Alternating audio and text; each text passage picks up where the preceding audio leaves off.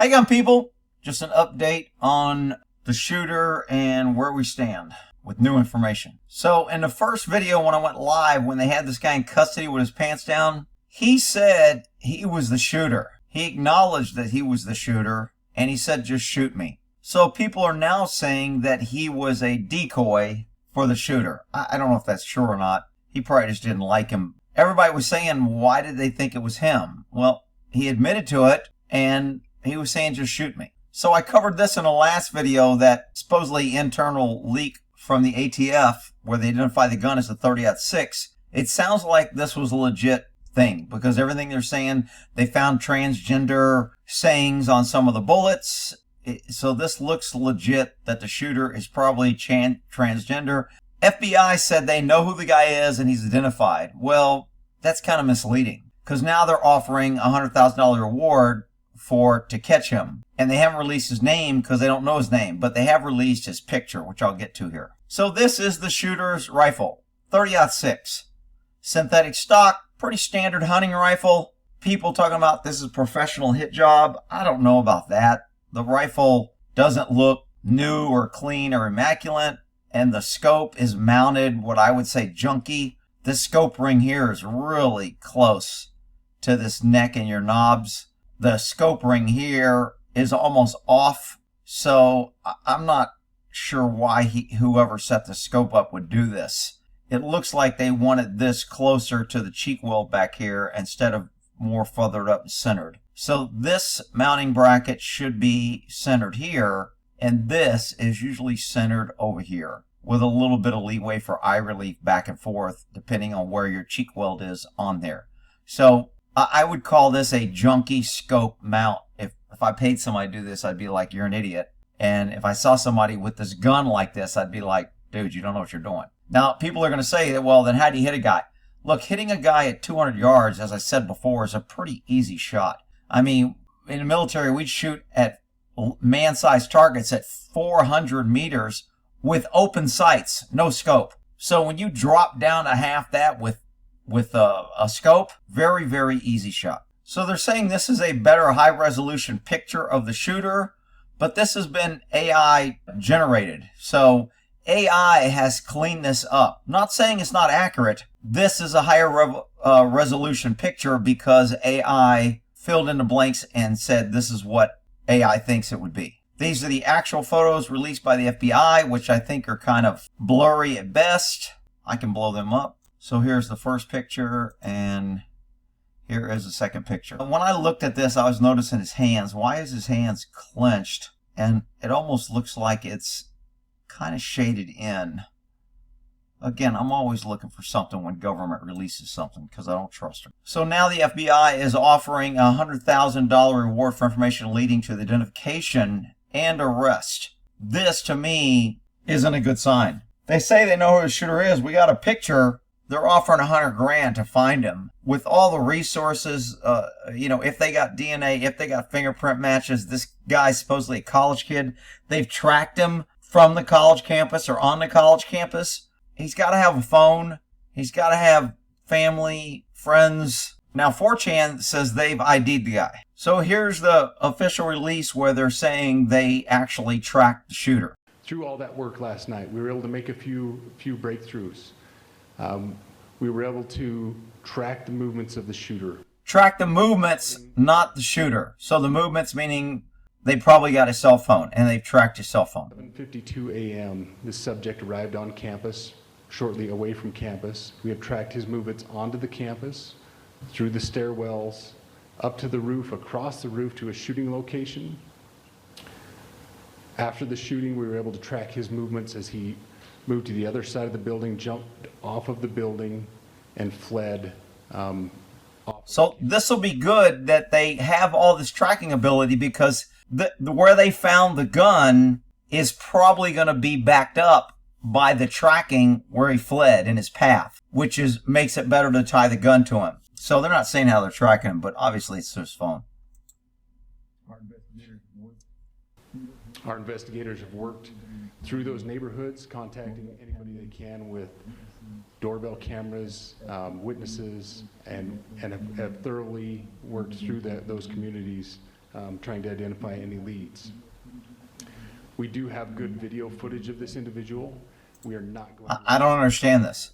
You're offering $100,000 for help, and you don't give probably one of the best piece of evidence, clear video footage of the guy. You don't release that. Doesn't make sense to me. We're working through some technologies and some ways to identify this individual.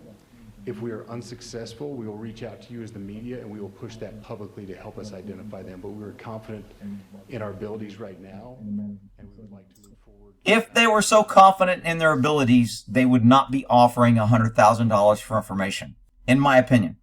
Okay, again, the FBI hasn't confirmed this. However, again, this local media, everybody out here passing on information, granted, some of it's fake, some of it's false, some of it's inappropriate, but it's still better. More information makes better decisions. I'm waiting for the FBI to verify that this is the guy, or for them to check this guy and rule him out as not the guy. And that hasn't come out yet. But they're saying they identify the guy as this guy. He had a track that was uploaded a month ago titled Charlie Coke Dead at 31. That's a pretty good clue. Even if the guy didn't look like him, he should probably be contacted. But anyway, so here's a side-by-side. Is it the same guy? Hard to tell.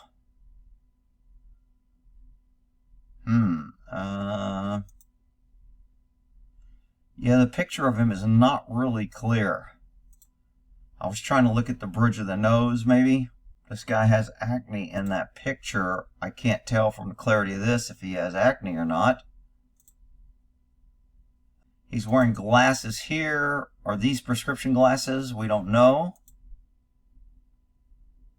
The hands, not a real good picture of the hands, so I really can't get a view. This must be the soundtrack. If you want to listen to his soundtrack. Guy's name. This looks like some footage of him moving. Again, I don't know if this is AI generated or not. This looks like where he shot from. He was on the roof. It was a straight shot. This probably confirms the ricochet theory, that it didn't come from the side. It looks like they have different pieces of evidence here. I'm not sure what. I'm assuming they swabbed this area for DNA. These almost look like those little Halloween candies, but I cannot make that out for the life of me. Let's open this image in a new. See if I can blow this up.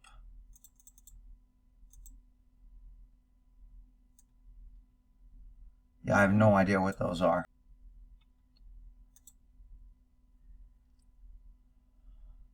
So from his shooting position here, it was a 200-yard shot. A little elevated, not a lot. Getting right up. Yeah. You think he'd already be in place?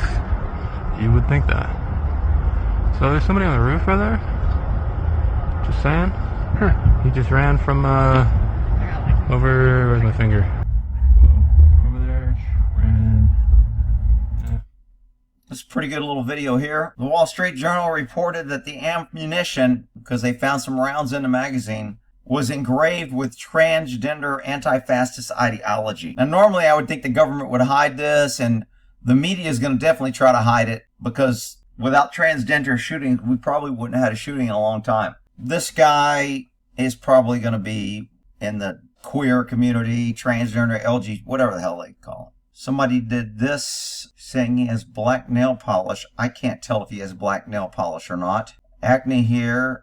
Looks like he's got acne here. I can't tell the lips or this. I don't know how they're saying that. This neck freckle, I can't tell on the actual shooting if that's there. If all these things are accurate, I mean, that's pretty good work here to identify that this guy's probably it. Again, I'm waiting for the FBI to come out and confirm or deny this. Again, we don't know where this is coming from. Federal authorities believe they have identified the name of the person of interest who killed him, per CBS. No suspect in the cutting. No warrant has been issued. Okay, so we don't need a warrant to arrest this guy. Probable cause is that set of facts or circumstances that would lead a reasonable person to believe that this person committed, was engaged, or was about to engage in criminal activity or a crime. With the information we got, they don't need an arrest warrant to arrest him. It makes it better because then they can go anywhere they want because they have a felony warrant, and they can kick doors and go in. Nobody can deny them. However, probable cause, if they see him and catch him, they can still arrest him. This appears to be footage of him moving into position that somebody captured. Again, still no confirmation on whether this is the guy. It looks like this guy's Skype is a wannabe whatever. I don't know if the other photo showed this. All these little indentations will be good for the, if they found the gun. The gun did not show that it had a bipod. So this means his hands, elbows, forearms were all on the ground. So I would hope that they have swept up and collected all this gravel and preserved it for DNA testing. Someone else is saying that the shirt came from a Disabled Veterans National Foundation, and that would back up that he had military experience. I don't think you need military experience to make a 200-yard shot with a scope.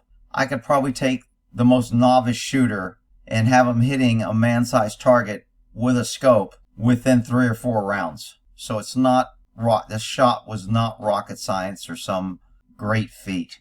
This is a nice little comparison of the ammo. 30-06 is a pretty large round. This is a 30-06. This is a 5.56 223 out of an M16, and this is a 22 long rifle. So this 30-06, I mean, that's the M1 Garand they used in World War II and probably World War I. It was a devastating round if you got hit with it. Okay, so has 9/11/25 at 5:30 p.m. Central Time. They still have not identified this guy's name, and he is not in custody. I'll give you more updates when I get more info.